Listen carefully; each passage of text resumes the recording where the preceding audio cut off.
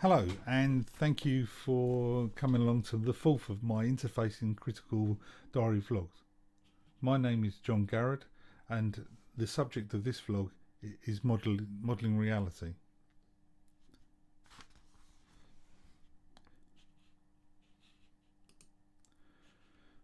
The process that I'll be using is as follows. I will address the reading for this particular subject, including the specification from the module guide and any quotes that I have highlighted from the primary reading. Next, I will discuss the reading and its examples and how I interpret them. Finally, I will highlight some of my cohort examples and examine my example and its overlaps and connections. In this particular case, what I'm going to do is go through some of the detail of my cohort's examples more than I am the primary reading, as we had an online discussion debate on bulletin board, and it does work very well if we go through each of the or most of the cohort's examples. But first and foremost, I'm going to go through the module guide. So it's titled Modelling Reality. This week we will be exploring ideas around the fictive within recent photography and other media-based practices. On one level, our premise here builds on the basic admission, namely, artists today are as likely to make, in inverted commas, photographs as they are to take them. On one level, our collective response will centre upon the status of the medium within the milieu of contemporary art. However, and perhaps more pointedly, we'll be seeking to address those interstitial spaces that media-based work inhabits, places wherein the condition of possibility are such that it might have begun a process of transformation, of withdrawal, or indeed might arguably have begun on some level to exceed its own received ontological status and condition. To this end, the online session will be relevant upon the ideas, examples and provocations that you, i.e. the students, bring to this session. The lecture will encompass themes touched on in the Reality Check Truth and Illusions in Contemporary Photography, an exhibition that was staged at the Metropolitan Museum of Art in New York in 2009. Okay, so if we move on from there to the first example. So this is Lucy Brown's example of an artist called Joey Skaggs. And this is what Lucy says about him. He's an American notorious socio-political satirist, media activist, culture jammer, hoaxer, and dedicated proponent of independent thinking and media literacy. I suggest he is perhaps more of a performance artist, what he is given credit for. Previous works, media fictions, include The Celebrity Sperm Bank, The Cat House for Dogs, The Fat Squad, and Porto Fest, a mobile confessional booth, which I think is depicted here in this picture. His latest work is a feature-length documentary and perhaps reveals some of the behind-the-scenes truths about his art form. The documentary provides an insight to the evolution of his work and the humorous journeys involved, but interwoven into the footage from his earlier works.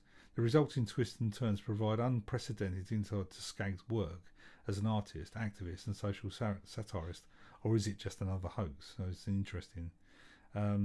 Skaggs says about this piece that the church must go where the sinners are, and if people can confess to Oprah, why can't they confess right here on 8th Avenue? It's quite interesting. So let's move on to the next piece, which is Emily Burney's piece, which is by an artist called David LaChapelle. David LaChapelle creates scenes of fiction and photographs them. He started off making these pieces for advertisements proposed in magazines, then continued to create his own scenes in inverted commas, and then photograph them. LaChapelle manipulates the area of a real place and precisely stages his own props people into it, creating a whole different context, his own fake fiction. LaChapelle's titles for his photographs are carefully chosen to inform the viewer what the scene is all about. For example, this piece is The House at the End of the World, 2005. The title automatically gives the photograph a story that he has written with fictional scenes. So that's Emily's. The next one is Kaylee Zara. The idea of a falsified image is one that has been evident for many years within photography. The famous photographer John Paul Fido, winner of the 1971 Pulitzer Prize, is an image of a distraught woman over the death of Jeffrey Miller, a Penn State student who was murdered by the Ohio State Guards at a peaceful protest. The original image displays fence panels in the background that were famously edited out by an unknown editor who was not the photographer.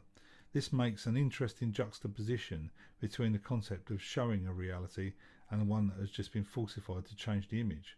Whilst it was just a fence panel and does not compromise the narrative of the moment, it makes a completely different composition that makes the image more powerful and provocative, as the focus is regained on the scene at hand and not the photographic blemish. This is a critique on the nature of documented image and can be linked to the nature which can be seen in Timothy O'Leary's Harvest of Death documenting the American Civil War and his removal of bodies to make it more dramatic, or his moving of bodies to make it more of a dramatic image. Moving on to Ryan Everett's piece. What I found to be pertinent within this discussion was the paradox element of the ambiguity within the capture of a fleeted moment, to which end causes a sense of flux between representation and fact. This prompted one's own thoughts on Roland Barthes' Camera Lucidia, 1980, and his description of the factual document photographed of Lewis Payne by Alexander Gardner in 1865. Barthes explains that this image depicts a man, Lewis Payne, who is tried for assassination of an important member of the American government, to which he is locked up in a cell and is waiting for his death by hanging. This handsome photograph, as Barthes depicts it, is in a state of flux between this will be and this has been, or in other words, he is dead or he's going to die. As this photograph was being fabricated, being Lewis Payne, was alive but waiting for death. But as we, the audience, read this within the present, the image is a reminder that he was alive, but now he is dead. Barthes sums this up with a statement upon this notion. Whether or not the subject is already dead, every photograph is a catastrophe. And then finally, I've got three examples that I'd like to go through of my own. So firstly is this painting, the picture. Researching the origins of this image has proved fruitless. First impressions are that it is from an American conflict, possibly one of the Gulf Wars. However, this cannot be confirmed. Therefore, it is equally likely that the scene has been set up, as on close inspection all the people in the photograph appear to be very clean. This is all speculation. What is not in question is the way that the image or series of images demonstrates how easily an optical illusion can manipulate our visual senses to create various connotations. And then the next piece is a link. So if you want to type that link into a search engine, you will be able to look at a film called Anomalisa. It was directed by Duke Johnson and Charlie Kaufman, and there's a trailer on this link. However, the basic premise of the film is that it is shot in stop motion animation, and it was trying to emulate real life, but with a clearly identifiable faults. This makes it easy to understand that you are watching an emulation of a human. What makes it even more interesting is that the attempt to look into the many of the mundane human conditions by imperfectly cloning humans. A further level of complexity is added when, as the film progresses, all of the co-stars, in inverted commas, of the film morph into the same person, apart from the woman who is disfigured. And the second clip that I'd like you to have a look at is a YouTube clip.